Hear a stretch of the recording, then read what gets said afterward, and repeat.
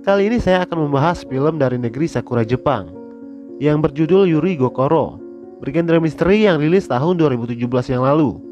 Baiklah, untuk menghemat durasi tidak usah banyak basa-basi. Kita langsung saja masuk ke alur ceritanya. Mengisahkan tentang Ryosuke, seorang pemuda yang sedang dalam keadaan galau karena tunangannya yang bernama Sie tiba-tiba menghilang begitu saja tanpa kabar. Padahal rencananya mereka akan segera menikah dalam waktu dekat. Kesedihan Ryosuke semakin bertambah saat dia mendengar kabar kalau ayahnya divonis mengidap penyakit kanker otak stadium akhir. Apalagi ayahnya menolak untuk melakukan kemoterapi. Ayahnya juga menolak ajakan Ryosuke untuk tinggal bersamanya dan lebih memilih untuk berobat dan tinggal di rumahnya sendiri. Ryosuke yang memiliki sebuah kafe dan kebetulan adalah seorang koki di kafenya tersebut. Di sela-sela kesibukannya, Ryosuke mengunjungi ayahnya seminggu sekali untuk memastikan sang ayah dalam keadaan baik-baik saja. Suatu hari saat ayahnya sedang tidak berada di rumah, Ryosuke secara tidak sengaja menemukan sebuah buku harian di lemari milik ayahnya itu. Yuri Gokoro. Buku tersebut diberi judul Yuri Gokoro, namun tidak diketahui siapa penulisnya. Karena rasa penasaran, Ryosuke pun membacanya. Lalu film berganti scene menceritakan isi dari buku harian itu dengan narasi dari si penulis yang belakangan baru kita tahu namanya. Adalah Misako, seorang gadis kecil pemurung yang kesulitan berbicara dan mengingat nama suatu benda. Ketidakmampuannya beradaptasi dengan orang baru membuat Misako selalu menyendiri dan tidak memiliki teman. Misako sering berimajinasi dihinggapi oleh bunga rumput liar berwarna hijau yang menjalari tubuhnya. Misako juga menganggap kalau dia dikendalikan oleh sisi gelap dan jahat dari dirinya, yang ia sebut sebagai Yuri Gokoro, dalam bentuk boneka yang ia temui di sebuah toko. Suatu ketika di sekolahnya, Misako secara tidak sengaja menyebabkan teman sekelasnya tenggelam di sebuah danau. Bukannya membantu, Misako justru diam saja menyaksikan temannya yang tengah lemas tersebut. Terbaca dari raut wajahnya, dia terlihat seperti menikmati pemandangan menyakitkan melihat temannya yang tengah sekarat hingga tewas.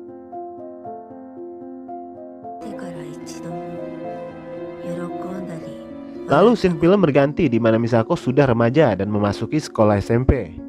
Keinginannya untuk menyakiti orang lain semakin memuncak. Suatu ketika Misako melihat seorang pemuda yang mencoba membantu anak kecil mengambil topi adiknya yang terjatuh di sebuah lubang selokan. Kemudian si pemuda mengangkat dan menahan tutup besi selokannya agar si anak kecil bisa dengan mudah mengambil topi yang terjatuh tersebut. Melihat si pemuda yang tengah kesulitan menahan tutup besi yang berat itu, Misako mendatanginya dan berpura-pura ikut membantu menahannya. Alih-alih membantu menahan, Misako justru dengan sekuat tenaga menekan tutup besi itu hingga menghimpit tubuh si anak kecil yang tepat berada di bawahnya. Seketika anak itu tewas terhimpit. Anehnya dari kejadian tragis itu, secara tidak sengaja Misako sembuh dari kesulitannya berbicara dan sedikit demi sedikit bisa bersosialisasi. Belum sempat menyelesaikan bacaannya, ayah Ryosuke keburu pulang. Dia pun berhenti membaca buku harian tersebut dan buru-buru menyimpannya. Keesokan harinya ia bercerita tentang buku yang ia baca kepada karyawannya dan menduga-duga buku itu mungkin saja ditulis oleh ayahnya sendiri. Tapi karyawannya mengatakan mungkin saja itu tulisan dari siswa ayahnya karena kebetulan ayah Ryosuke adalah seorang guru. Singkat cerita, Ryosuke didatangi oleh seorang wanita bernama Hosoya yang mengaku sebagai teman Sie, tunangan Ryosuke yang hilang. Hosoya mengaku kalau mereka pernah satu pekerjaan. Dia datang untuk menyampaikan permintaan maaf dari Sie karena sudah pergi meninggalkan Ryosuke tanpa kabar, dan meminta Ryosuke untuk tidak mengkhawatiri dirinya karena dia dalam keadaan baik-baik saja. Namun Hosoya mengatakan kalau Sie sepertinya dalam masalah besar.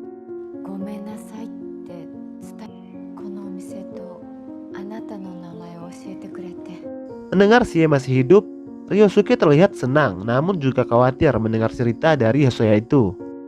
Ryosuke meminta tolong kepada Hosoya untuk mencari tahu di mana keberadaan Sie dan apa sebenarnya masalah yang ia hadapi. Lalu Ryosuke menelpon ayahnya untuk menyampaikan kabar baik tersebut. Ayah Ryosuke pun turut bahagia mendengarnya. Lalu Ryosuke mengajak ayahnya untuk bertemu, namun ayahnya sedang berada di luar dan baru akan pulang pada malam harinya. Mendengar itu, Ryosuke diam-diam tanpa sepengetahuan ayahnya mendatangi rumahnya tersebut untuk melanjutkan membaca buku harian Misako yang sempat tertunda. Film pun berganti scene lagi menceritakan kisah dalam buku harian yang berjudul Yuriko Koro itu, di mana Misako, tokoh dalam buku tersebut, sudah dewasa dan bekerja sebagai seorang juru masak di sebuah restoran. Tetapi keinginannya membunuh tetap saja ada. Misako semakin ketagihan menyakiti orang lain, seperti menewaskan salah satu pria yang selalu merayunya, yang kebetulan adalah salah satu koki restoran tempat ia bekerja, dengan cara mendorongnya dari atas tangga.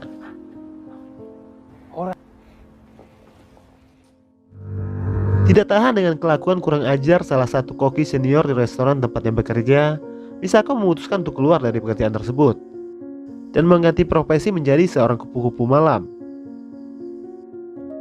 Secara kebetulan pelanggan yang ia temui adalah koki yang selalu menggodanya tadi.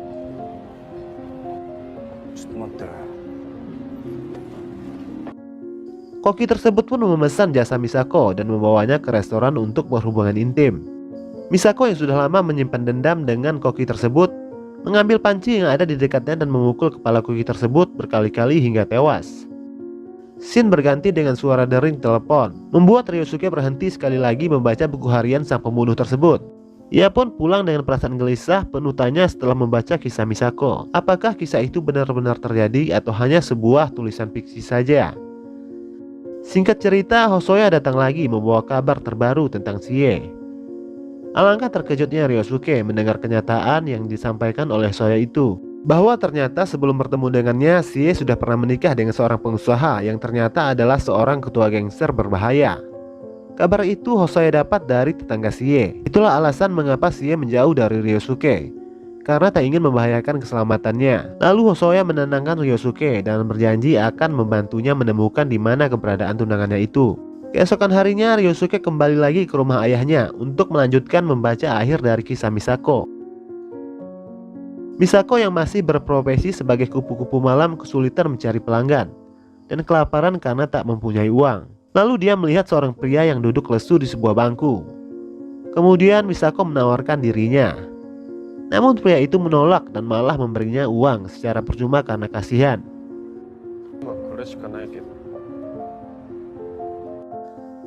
Lalu menawari Misako untuk makan di sebuah restoran terdekat. Dari sini mereka berdua menjadi semakin dekat dan saling bercerita. Pria tersebut bernama Yosuke. Namun Misako memperkenalkan dirinya sebagai Mitsuko. Sepertinya Misako sudah tidak enak hati karena Yosuke terlalu baik padanya dan sering memberinya uang. Padahal Yosuke juga sedang dalam kesulitan keuangan karena sudah tidak lagi bekerja. Misako bertanya, "Apa yang bisa aku lakukan untuk membalas kebaikanmu?" Lalu Yosuke mengajak Misako untuk ke rumahnya. Sontak Misako berpikir kalau Yosuke sama saja seperti laki-laki lainnya yang mencoba untuk memanfaatkan dirinya. Sesampainya di sana, Misako bertanya, "Apa yang harus aku lakukan?" Yosuke menjawab, "Kau tidak perlu melakukan apa-apa, hanya perlu diam saja di sampingku sampai aku tertidur." Mendengar itu, Misako mulai yakin kalau Yosuke bukanlah orang yang jahat. Rupanya Yosuke mengidap penyakit insomnia akut dan baru bisa tidur hanya dengan menelan pil tidur. Yosuke meminta Misako untuk meletakkan tangannya ke dahi Yosuke. Misako pun menuruti permintaan Yosuke tersebut. Lalu Yosuke menceritakan masa lalu pahit yang ia alami dan apa yang membuat dia kesulitan untuk tidur. Sudah lama Yosuke hidup dalam rasa bersalah, di mana saat remaja dia secara tidak sengaja membuat anak kecil terbunuh saat dia mencoba menolongnya. Anak kecil yang ditolong seorang pria mengambil topinya di dalam selokan di awal film tadi tak lain adalah Yosuke. Atas kejadian tersebut, Yosuke divonis hukuman mati oleh pengadilan, namun berhasil keluar dengan membayar uang jaminan. Hal itu membuat Yosuke dan keluarganya jatuh miskin karena segala harta benda milik orang tuanya sudah habis terjual. Namun itu semua tidak mampu menutupi rasa bersalah yang membebani dirinya selama ini. Yosuke mengatakan bahwa ada seorang gadis waktu itu ikut membantunya. Namun Yosuke tidak mengingat wajah gadis itu. Mendengar cerita Yosuke itu sontak membuat Misako kaget, karena gadis yang Yosuke maksud adalah dirinya. Dialah yang secara sengaja menewaskan anak kecil tersebut, dan Yosuke lah yang harus menanggung kesalahannya itu. Misako yang menangis karena merasa bersalah berlari ke toilet dan muntah-muntah. Keesokan harinya, melihat Misako yang terlalu sering muntah-muntah, Yosuke bertanya, apakah kau sedang hamil? Kemudian Misako mengiyakannya. Mendengar itu lalu Yosuke mengajak Misako untuk menikah dengannya dan berjanji akan membesarkan anak Misako tersebut. Namun Misako menolaknya karena dia tidak ingin melahirkan bayinya itu. Tapi Yosuke memohon kepada Misako untuk mau mempertahankannya dan mengatakan, aku akan menjaganya seperti anakku sendiri. Paling tidak itu bisa menebus sedikit kesalahan yang pernah aku lakukan dulu. Misako yang merasa dirinya lah yang seharusnya bertanggung jawab atas apa yang terjadi dengan anak kecil itu, pada akhirnya menerima lamaran Yosuke untuk menikah dengannya. Singkat cerita, mereka berdua pun menikah dan tinggal di sebuah rumah kecil di sebuah desa. Dan bayi Misako pun lahir secara sehat. Lalu mereka bertiga hidup bahagia. Kecanduan Misako untuk menyakiti diri sendiri dan orang lain pun tidak pernah ia rasakan lagi setelah bertemu dan menikah dengan Yosuke. Setelah bertahun-tahun hidup tenang dan bahagia, seorang pria datang ke rumah Misako dan pria itu adalah teman dari Koki yang dihabisi oleh Misako sebelumnya. Pria itu mengetahui perbuatan Misako karena Koki yang ia bunuh sempat menelpon dirinya dan mengatakan kalau ia sedang bersama dengan Misako pada malam hari itu. Pria itu mengancam tidak akan melaporkan kejadian tersebut kepada polisi, tapi dengan satu syarat, Misako harus tidur dengannya. Misako yang ketakutan dan tak ingin Yosuke mengetahui semuanya, dia pun menerima tawaran pria tersebut dan mengajaknya ke sebuah hotel. Di sana Misako meracuni pria tersebut hingga tewas. Misako pun kembali melakukan kebiasaan yang sudah lama ia tinggalkan. Keesokan harinya polisi datang ke rumah Misako dan menginterogasinya tentang mayat pria yang ada di hotel dan juga koki di sebuah restoran beberapa tahun yang lalu. Misako pun berdalih kalau mereka berdua terobsesi dengan dirinya dan tidak tahu menahu dengan kejadian yang menimpa mereka. Karena kurangnya bukti-bukti, Misako berhasil lolos dari tuduhan. Melihat polisi yang datang dan menginterogasi istrinya, membuat Yosuke bertanya kepada Misako. Sepertinya Misako belum berani jujur dengan Yosuke dan menjawab kalau dia tidak ada hubungannya dengan pembunuhan itu. Ada scene di mana Misako memanggil anaknya dengan nama Ryosuke.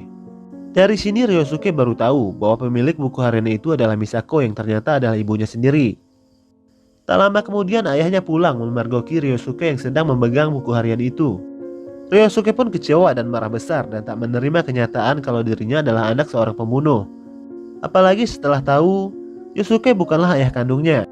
Dalam keadaan marah besar, Ryosuke bertanya kepada ayahnya, di mana sebenarnya Misako berada sekarang. Lalu ayahnya menjawab kalau ibunya itu telah lama meninggal saat Ryosuke masih kecil. Saat itu Misako memutuskan untuk mengakhiri hidupnya dengan cara menenggelamkan dirinya ke sebuah sungai. Menyadari kalau dalam dirinya mengalir darah seorang pembunuh, Ryosuke tanpa pikir panjang menelpon Hosoya untuk mencari tahu di mana alamat kediaman mantan suami Sie. Ryosuke bermaksud untuk menyelamatkan tunangannya dan menghabisi mantan suaminya yang kejam itu. Melihat Ryosuke dalam keadaan emosi mengancam dirinya, Hosoya secara terpaksa memberitahu di mana alamat tunangannya disekap. Tanpa menunggu lama, Ryosuke langsung menuju ke lokasi tersebut. Sesampainya di sana, Ryosuke tampak keheranan karena mantan suami Sie dan semua anak buahnya sudah tewas bergelimpangan di lokasi tersebut.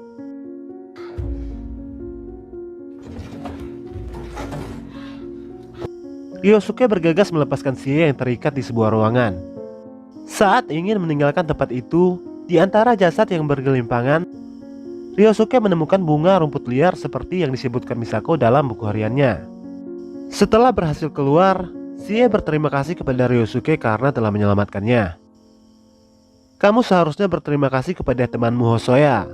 Dialah yang paling berjasa menyelamatkanmu, sebut Ryosuke. Sie tampak keheranan mendengar nama Hosoya. Apakah maksudmu Mitsuko? Tanya Sie. Mitsuko sendiri adalah nama samaran Misako kepada Yosuke. Ryosuke baru menyadari bahwa mungkin saja Hosoya adalah Misako. Mendengar itu, Ryosuke langsung bergegas menemui ayahnya, mencari tahu kebenaran yang sesungguhnya. Sesampainya di sana, Ryosuke langsung menunjukkan bukti bunga rumput liar yang identik dengan Misako.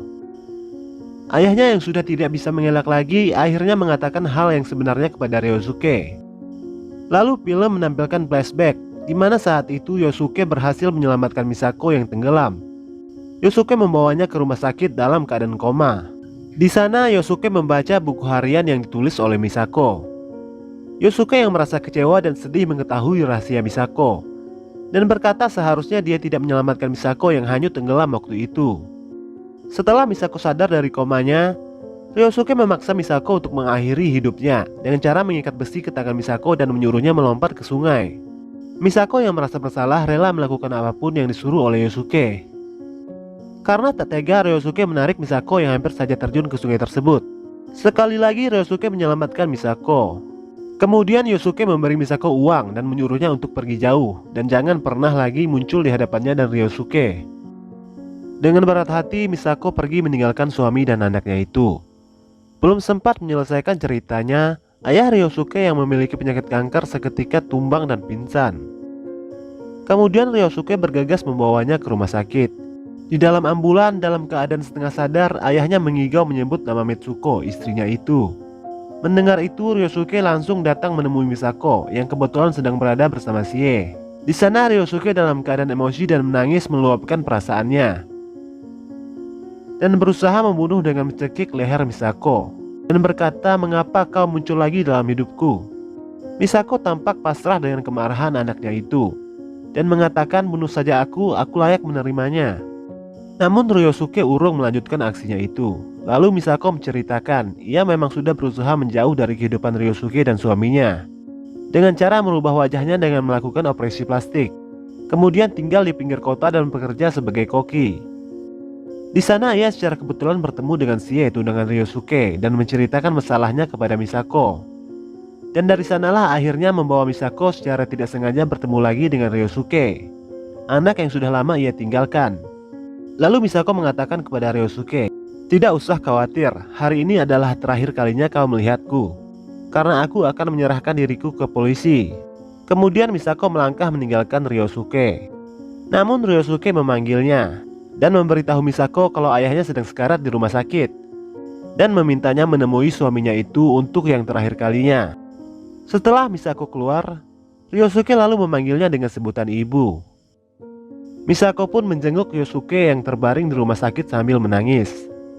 Mereka berdua pun akhirnya bertemu lagi untuk yang terakhir kalinya.